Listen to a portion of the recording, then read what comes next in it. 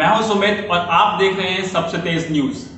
Kanpur UP का एक शहर, वही यूपी जहां पर भारतीय जनता पार्टी की सरकार है, योगी आदित्यनाथ का शासन है।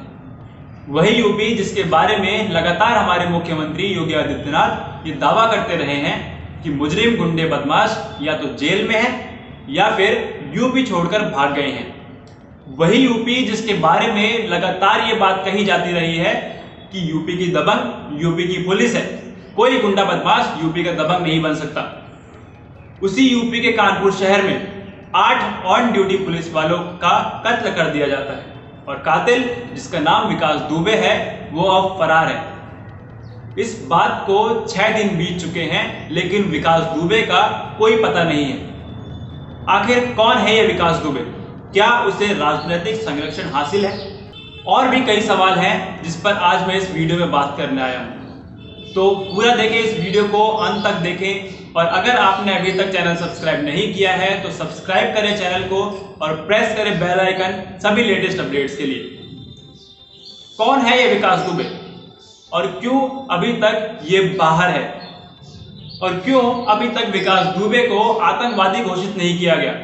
क्योंकि जिस कदर इसने 8 पुलिस वालों को मौत के घाट उतारा और जिस तरीके से इसने डीसीपी देवेंद्र मिश्रा का कत्ल किया, अगर कोई खान या मोहम्मद इस तरह की घटना को अंजाम देता तो शायद है कि आप लोगों ने उसे आतंकवादी घोषित कर दिया होता।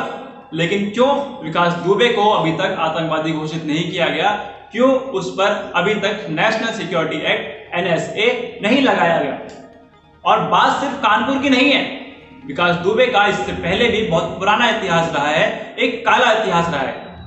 इससे पहले भी विकास दुबे ने 2001 में जब यूपी में राजनाथ सिंह मुख्यमंत्री थे, राजनाथ सिंह की सरकार थी जो कि इस समय हमारे देश के रक्षा मंत्री हैं, उनकी सरकार में इसी विकास दुबे ने भारतीय जनता पार्टी के एक मंत्री संतोष शुक्ला का कत्ल कर दिया था।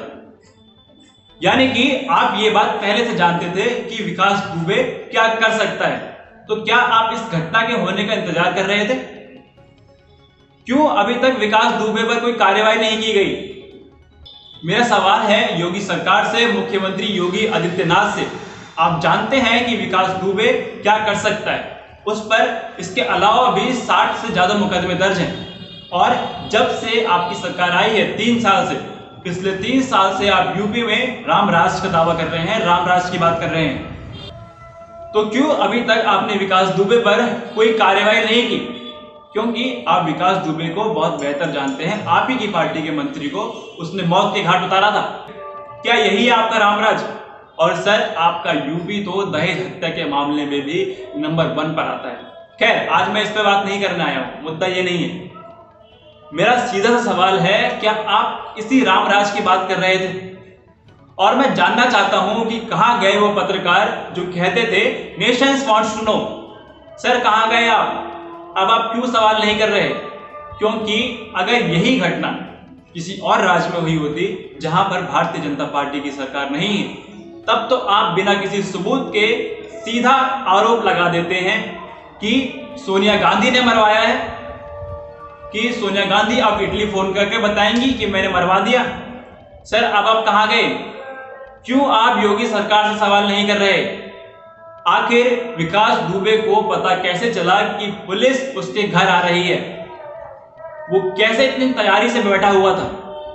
और सर, अब तो यह भी साबित हो गया है कि विकास दुबे को राजनीतिक संरक्षण हासिल था, क्योंकि लगातार ये दावा करा जा रहा है कि विकास दुबे जिस गाड़ी से फरार हुआ उस गाड़ी पर संघ परिवार लिखा हुआ था। आखिर विकास दुबे का संघ परिवार से क्या नाता है? और सिर्फ इतना ही नहीं, मैं आपको एक तस्वीर दिखाना चाहता हूं। ये देखिए, एक तस्वीर है, इसमें आप देख सकते हैं कि विकास दुबे यूपी के कानून मंत्री ब्रजेश पाठक के साथ दिखाई दे रहा है। आखिर विकास दुबे का ब्रजेश पाठक से क्या नाता है? इसके बाद भी मैं आपको एक स्क्रीनशॉट दिखाना चाह रहा हूं। ये एबीपी न्यूज की खबर है। एबीपी न्यूज की इस रिपोर्ट में विकास दुबे ने कबूल किया है कि भारतीय जनता पार्टी उसे लगातार मदद करती रही है और इसके बदले में विकास दुबे भारतीय जनता पार्टी को वोट दिलवाता आया है। तो सर इसके बाद भी क्यों भारतीय जनता पार्टी पर सवाल नहीं किए जा रहे? और अब विकास दुबे 8 पुलिस वालों को मारकर फरार है। इस बात को आज 6 दिन बीत चुके हैं, लेकिन विकास दुबे का कोई पता नहीं है। क्या यही है योगी जी का रामराज? क्या इसी रामराज का दावा कर रहे थे हमारे मुख्यमंत्री योगी आदित्यनाथ? और फिर जब विकास दुबे मामले की कार्रवाई पर सवाल किए जाते हैं तो आप विकास दुबे के घर को गिराना अपनी कामयाबी बताते हैं। सर मेरा एक सीधा सा सवाल है, बहुत ही सरल सवाल है कि आखिर विकास दुबे फरार हुआ तो हुआ कैसे? आज इस बात को 6 दिन बीत चुके हैं, वो अंडरग्राउंड कैसे हुआ और उसे अंडरग्राउंड करने में किसका हाथ है? ये कुछ सवाल हैं जिनके जवाब मिलना बहुत जरूरी है, क्योंकि अगर राजनीतिक दल इसी तरीके से रहे तो विकास दुबे एक ही नहीं, इस देश में कई विकास दुबे निकल कर आएंगे। ये कुछ सवाल हैं जिनके जवाब मिलना बहुत जरूरी है। इस वीडियो के लिए इतना ही। लाइक करें, शेयर करें, इस वीडियो को ज्यादा से ज्यादा लोगों तक पहुंचाएं। और भी ज्यादा खबरों के लिए आप हमारा इंस्टाग्राम पेज फॉलो कर सकते हैं या फिर फेसबुक पेज लाइक कर सकते हैं, लिंक नीचे डिस्क्रिप्शन में दे दी है।